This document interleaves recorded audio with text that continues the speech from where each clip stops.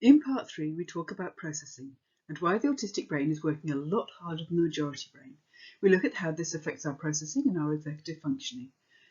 We look at the advantages we gain if our brain is allowed to work in the way it was designed, and the barriers to us being able to do that.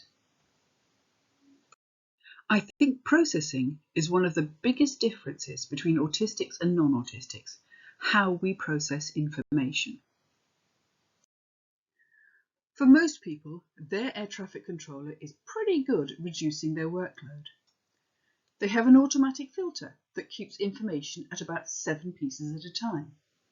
From the age of 3, they start pruning out connections to streamline communication in the brain. They have a sensory profile that naturally sits around the middle, so it doesn't have to be managed. They default to shortcut emotional decision-making, yes or no, depending on whether it feels good or not.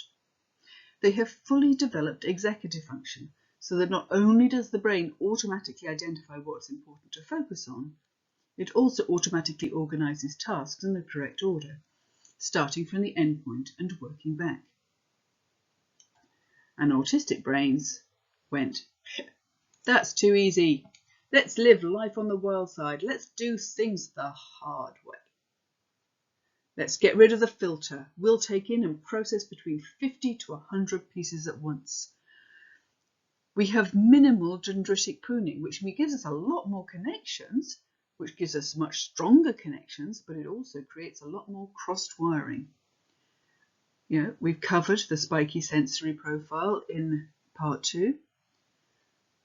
Decision making. We default to logical decision making.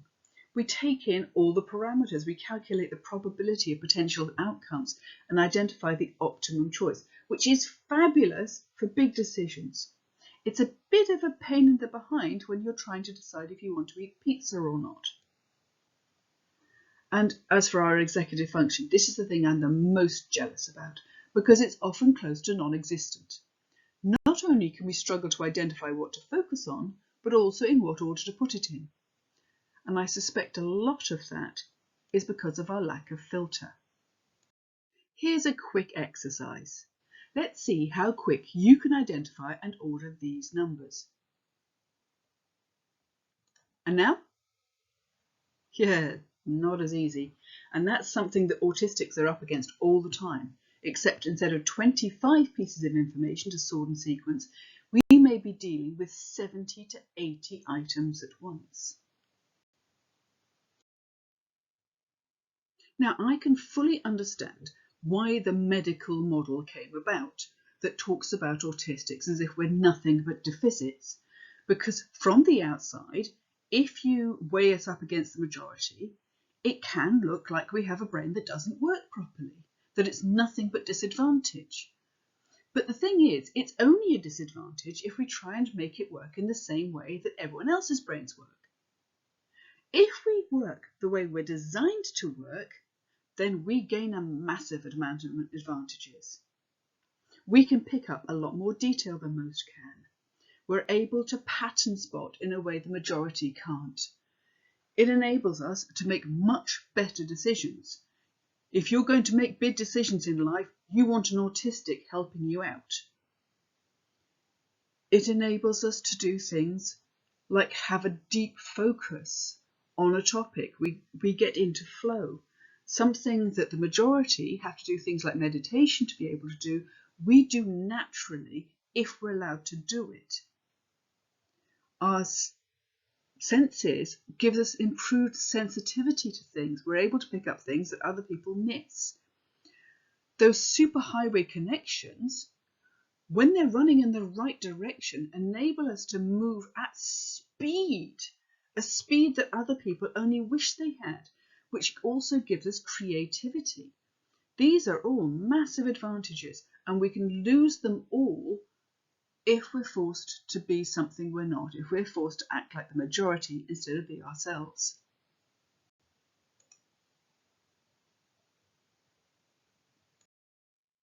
Unfortunately, for the majority of autistics, we're never given the opportunity to lean into our strengths and find out what we really can do, because the focus is all on what we can't do. instead of being allowed to develop on our timelines in our way. All too often, we're expected to think and learn like the majority. All too often, we aren't even allowed to play our way. Instead, we're given play therapy, teaching us the majority play style. Well, that's not our developmental style. That's not our developmental timeline. And it removes our core learning foundations, and it creates more cross-wiring for us. Our deep interests, instead of respecting that we have deep interests, that we're monotropic, that we focus on one thing at a time, instead we're expected to do surface flips from unconnected topic to unconnected topic, because variety is considered better than expertise. And when it comes to executive function, we're blamed for not being able to do the task the same way as everyone else can. Instead of being given our support, given plans, and teaching us how to sequence properly and giving us those workarounds, instead we're made to feel shame for not being able to do it like everybody else. And one of the biggest issues is transitions. Rather than being allowed to finish what we're doing, come out of the transition, and then switch into something else, we're bounced. Right, we're done, right, we're done, right, we're done, right, we're done, right, we're done, right, we're done, we're done, and creates a processing overload. And having our processing overloaded is one of the biggest causes of meltdowns. People often assume it's due to sensory, but it's not.